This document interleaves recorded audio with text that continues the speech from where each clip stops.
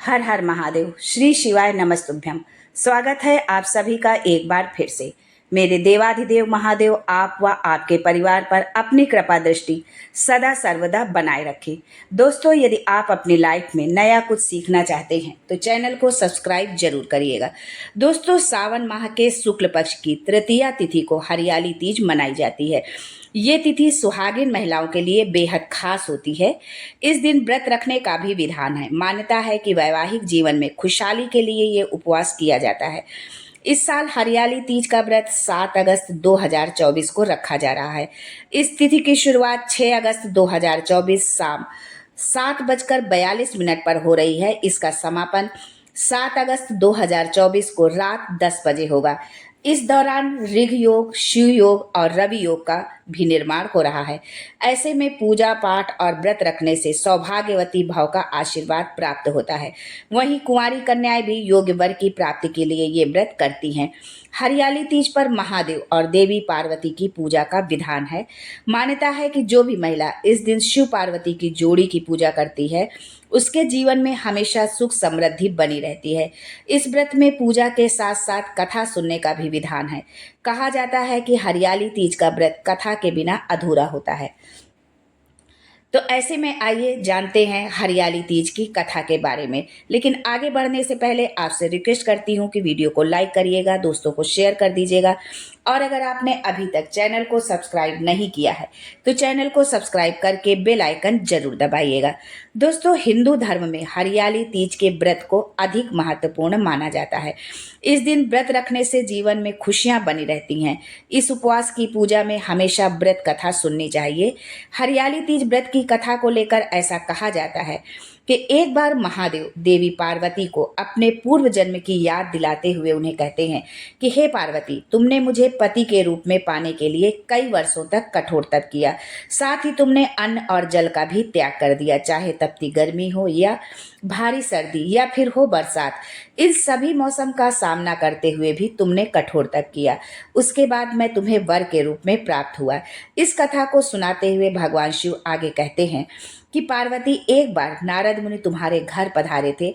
तुम्हारे घर जाने के बाद उन्होंने आपके पिताजी से कहा कि मैं विष्णु जी के भेजने पर यहाँ आया हूँ। भगवान विष्णु स्वयं आपकी तेजस्वी कन्या पार्वती से विवाह करना चाहते हैं। ये बात सुनकर पर्वतराज खुश हो गए और उन्होंने शादी के प्रस्ताव को स्वीकार कर लिया। फिर ये खबर जब आपके पिताजी ने तुम्हें बताई तो तुम बहुत दुखी हुई। फिर तुमने ये बात अपनी सखी को बताई।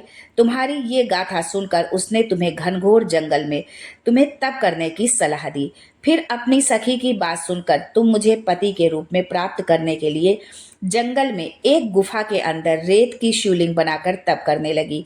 इस दौरान तुम्हारे पिता पर्वतराज ने पूरी धरती और पाताल पर तुम्हारी खोज की, लेकिन तुम उन्हें नहीं मिली। दूसरी ओर तुम गुफा में सच्चे मन से तप करने में लगी रही।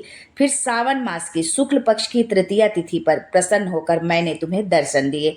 तुम्हें दर्शन देने के बाद तुम्हारी मनोकामना को पूरा करने का वचन देते हुए तुम्हें पत्नी के रूप में स्वीकार कर लिया। इसके बाद तुम्हारे पिता भी ढूंढते हुए गुफा तक आ पहुंच गए।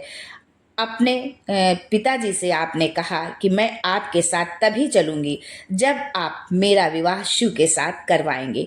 तुम्हारी कठोर तपस्या और हठ के आगे पिताजी की एक न चली। उन्होंने ये विवाह करवाने के लिए हामी भर दी। कथा को सुनाते हुए भोलेनाथ ने कहा कि श्रावण तीज के दिन तुम्हारी इच्छा पूरी हुई और तुम्हारे कठोर तप की वजह से ही हमारा विवाह संभव हो सका। तभी से ऐसी मान्यता है कि जो भी महिला श्रावणी तीज पर व्रत रखती है उसके वैवाहिक जीवन के सारे संकट दूर हो जाते हैं, साथ ही सभी मनोकामनाएं भी पूरी होती हैं। और जो अविवाहित कन्याएं व्रत रखती हैं उन्हें मनचाहे वर की प्राप्ति होती है, माता पार्वती की तरह। दोस्तों, यदि आपने तीज का व्रत रखा है या आपने व्रत नहीं भी रखा हुआ है तो भी आप पूजा तो करती ही होंगी, तो पूजा जरूर करें। और इसके पहले एक वीडियो डाला है कि उसमें 16 सुहाग के श्रृंगार की सामग्री जरूर चढ़ाएं और स्वयं 16 श्रृंगार करने के बाद जो है आप इस पूजा को करें जो है।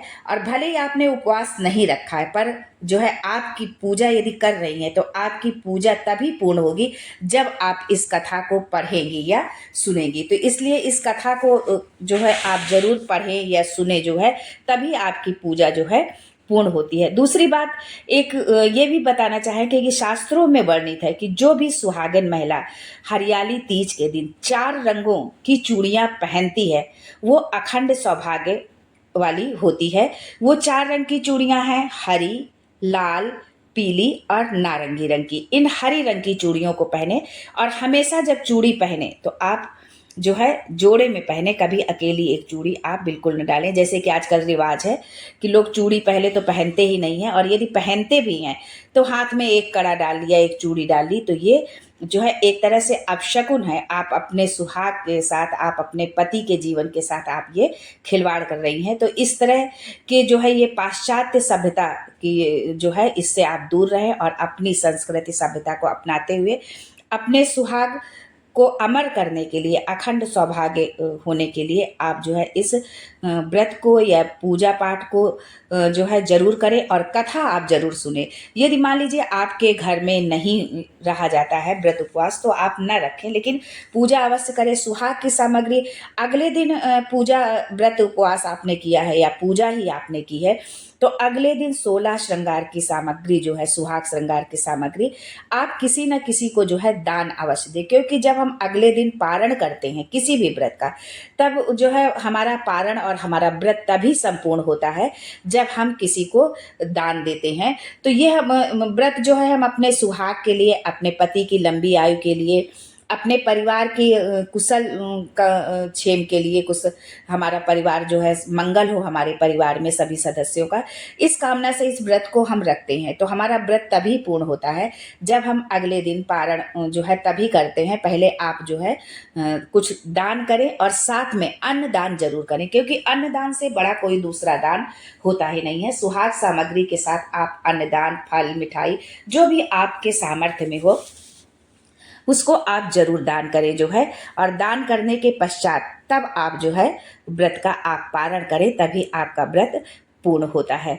दोस्तों ये छोटी छोटी सी चीज़ें होती हैं जिनको कि आजकल के लोग मानते नहीं हैं, लेकिन ये हमारी संस्कृति है जो है, और हमारे वेद पुराणों में ऐसा लिखा हुआ है। हमारे चैनल में आपको जो भी जानकारी दी जाती है वो सब शास्त्र सम्मत होती है, कोई इधर उधर की बात हम नहीं बताते हैं आपको। तो इसलिए इन बातों को जो है बहुत गंभीरता से लेते हुए आप जो है वीडियो को सुने, समझें और उसके बाद जो भी उपाय जो भी कहा गया है उसको आप अच्छे से करें, तभी उसका आपको पूर्ण फल मिलेगा। यदि आप आधा अधूरा वीडियो देख रहे हैं, बीच बीच में यदि आप स्किप करके वीडियो देख रहे हैं, तो आपको कुछ भी समझ में आने वाला नहीं है। इसलिए जो है सावन का महीना चल रहा है, महादेव का महीना है, महादेव के भक्तों का महीना है, और महादेव की पूजा माता पार्वती और उनके परिवार के साथ जो है यदि आप करते हैं तो आपके जीवन में, आपके परिवार में मंगल ही मंगल होगा, ये तो निश्चित ही है। दोस्तों ये वीडियो और ये जानकारी यदि आपको अच्छी लगी हो तो लाइक, शेयर, सब्सक्राइब करना बिल्कुल भी ना भूलें। आज के लिए बस इतना ही दोस्तों, मिलते हैं अगले वीडियो में एक नई जानकारी के साथ। तब तक के लिए Har Har Mahadev and thanks for watching my video.